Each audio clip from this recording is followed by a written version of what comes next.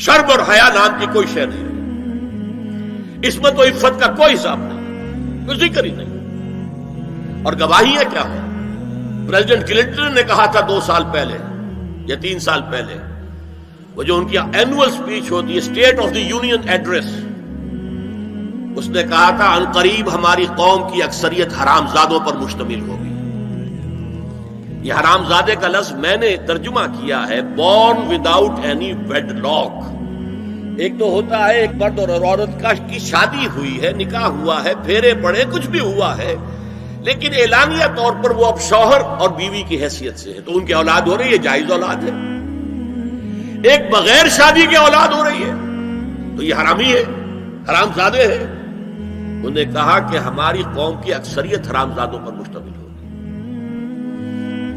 Homo sexuality, لیسبینز، gaze, اور بالکل declare کرتے ہیں، پادری ڈکلیئر کرتا میں گے ہوں، سینیٹر ڈکلیئر کرتا میں گے ہوں، انہیں کوئی شرم ہی نہیں، اس کے اندر کوئی حجاب نہیں، اعتراف کرنے کے اندر کہیں بھی کسی طرح کی رکاوٹ نہیں، ہچکچاہٹ ہی نہیں۔ یہ جس کو کہا جائے گا پرمیسو ہیڈونزم، جنسی لذت ہر طریقے سے حاصل کی جا سکتی ہے۔ زنا بالرضا ہو تو کوئی جرم ہے ہی نہیں، ہاں زنا بالجبر ہو تو جرم ہے، بالرضا ہو تو جرم نہیں، جرم ہے ہی نہیں سرے سے۔ ساری اخلاقی اقدار کو اس طریقے سے انہوں نے ملیا میٹ کر دیا ہے۔ البتہ ابھی یہ تیسرا معاملہ کچھ عالم اسلام کی حد تک ابھی پورا ان کا پروگرام مکمل نہیں ہو سکا۔ ہمارے ہاں ابھی کچھ خاندانی نظام کی بنیادیں باقی ہیں، کچھ والدین کا ادب ہے، ان کی عزت ہے، ان کی خدمت کو انسان اپنے لیے سعادت سمجھتا ہے۔ بیوی اور شوہر کے درمیان محبت، الفت، باہمی اعتماد کی کچھ فضا ہے، خاندانی نظام ہے۔ اگرچہ تیزی سے بگڑ رہا ہے نظام ہمارا، اور ہمارا ایلیٹ طبقہ اوپر کا جو ہے وہ مغرب کے طرز پر جا چکا ہے، لیکن ہماری مڈل کلاسز میں، لوور کلاسز کے اندر ابھی کچھ اقدار ہیں شرم کی، حیا کی، عصمت کی، عفت کی۔ آپ پورا زوردار طریقے پر مہم چلا رہے ہیں کہ مسلمان ممالک سے بھی یہ ساری اقدار ختم کر دی جائے۔ چنانچہ نوٹ کیجئے، قرآن مجید میں 2 جگہ پر اللہ تعالیٰ نے اہل مکہ کو وارن کیا تھا۔ اولم یروا انا ناتی الارض ننقصها من اطرافها، کیا یہ قریش دیکھ نہیں رہے کہ ہم رفتہ رفتہ ان کی طرف بڑھ رہے ہیں، چاروں طرف سے ان کے گرد ہمارا گھیرا تنگ ہوتا جا رہا ہے، ان کے گرد جو قبائل آباد ہیں وہ ہمارے حلیف بنتے جا رہے ہیں۔ یہ سورہ رعد کی آیت ہے، اور اسی طرح سورہ انبیاء میں ہے، افلا یرون انا ناتی الارض ننقصها من اطرافها۔ تو اسلام گھیرا تنگ کر رہا تھا رفتہ رفتہ کفار مکہ کے گرد۔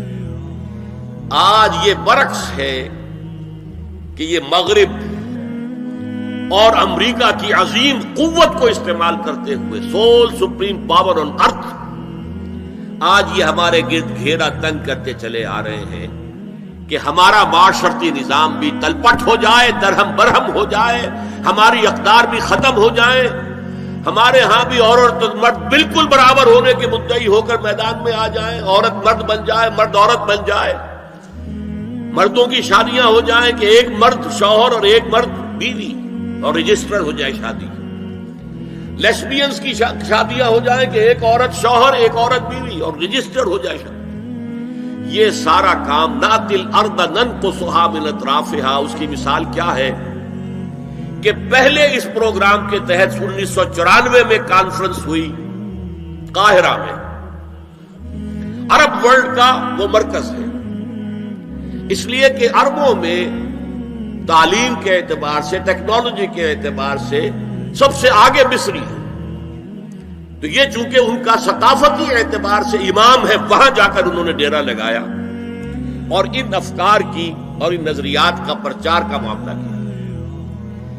دوسری 1 سال کے بعد کانفرنس کر دی بیجنگ میں، تاکہ ادھر سے اور ایک اور طرف سے گھیرا ڈالا جائے اور عالم اسلام کا جو یہ حصہ ہے ایشیا کا، اس کے اوپر اثر انداز ہوا جائے۔ اور اس کے بعد بیجنگ +5 کانفرنس ہوئی ہے اور یہ ہوئی ہے United Nations Assembly, United Nations Organisation کی جنرل اسمبلی کے تحت، اور یہ ہوئی ہے جون سن 2000۔ اب اس میں جو بھی ایک پرچہ تیار کیا گیا تھا ایجنڈے کے طور پر، اس میں جو سفارشات تھی وہ میں آپ کو بتا رہا ہوں۔ امپیکٹ ایک رسالہ نکلتا ہے لندن سے، اس سے میں نے یہ چیزیں لی تھی، اور انگریزی ہی میں ہم نے ایک دفعہ بڑی تعداد میں اس کو شائع کر کے تقسیم بھی کیا تھا، لیکن اس میں صرف آپ کو یہ بتا رہا ہوں کیا فیصلے تھے، کیا کرنا ہے۔ نام اس کا کیا تھا کانفرنس کا؟ Women 2000 gender equality development and peace for the 21st century. Preparatory document میں نمبر 1 ہومو سیکسولیٹی کو نارمل سیکسول اورینٹیشن قرار دیا جائے، کوئی جرم نہیں ہے۔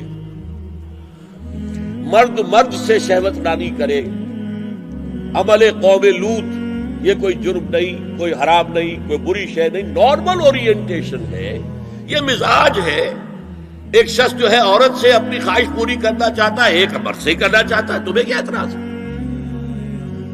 ہومو سیکسول میرجز کو تسلیم کیا جائے، جو اب تسلیم ہو رہا ہے۔ یورپ کی کئی ریاستوں میں رجسٹریشن شروع ہو چکی ہے، امریکہ کی، یورپ میں تو پہلے سے ہے، اسکینڈینیوین ملکوں میں پہلے سے موجود۔ نمبر 3 عورتیں گھر کا کام کاج کرنے سے انکار کر دیں یا اس پر ویج طلب کریں، مزدوری دو میں، محنت دو تب ہم کام کریں۔ یہ چولہا جھونکنا، یہ روٹی پکانا، برتن دھونا، یہ اس کے لیے ہمیں اجرت چاہیے، لیبر۔ نمبر 4 عورتیں حمل اور وضع حمل کی جو تکلیف برداشت کریں اس پر بھی شوہر سے اجرت لیں۔ نمبر 5 اگر کسی وقت کسی عورت کی طبیعت آمادہ نہ ہو ہم بستری کے لیے اور شوہر مجبور کرے تو اسے میریٹل ریپ قرار دیا جائے، یہ زنا بالجبر ہوگا جس کی سزا دی گئی۔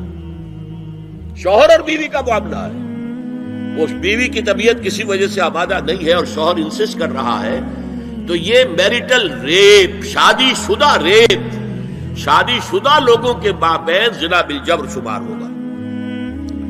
نمبر 6 پروسٹیٹیوشن کو ایک باعزت پیشہ مانا جائے اور ان کو پروسٹیٹیوٹس نہ کہا جائے بلکہ سیکس ورکرز، سیکسول ورکرز۔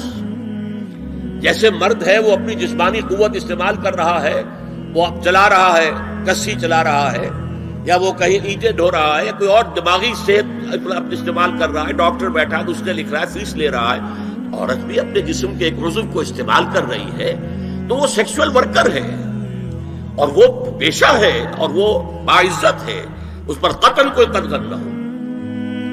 7 وراثت اور طلاق میں بالکل برابری، کوئی فرق نہیں۔ اب یہ خاص چیز تو معلوم ہوتا ہے کہ اسلام ہی کو ہدف بنا کر انہوں نے ایجنڈے میں شامل کیا۔ اس کا نام ہے سوشل انجینئرنگ، معاشرتی تعمیر نو۔ پرانی تعمیر، وہ جو مولانا روم نے کہا تھا کہ اگر کوئی پرانی عمارت ہے نئی بنانی ہے تو پہلے گرانی پڑے گی، اولا تعمیر را ویرا کنن، تو پہلی تعمیر گرائیں گے تو دوسری بنے گی۔ لہذا یہ سارا سٹرکچر جو ہے سوشل، یہ ختم کر کے یہ نئی سوشل انجینئرنگ ہے جو ہمیں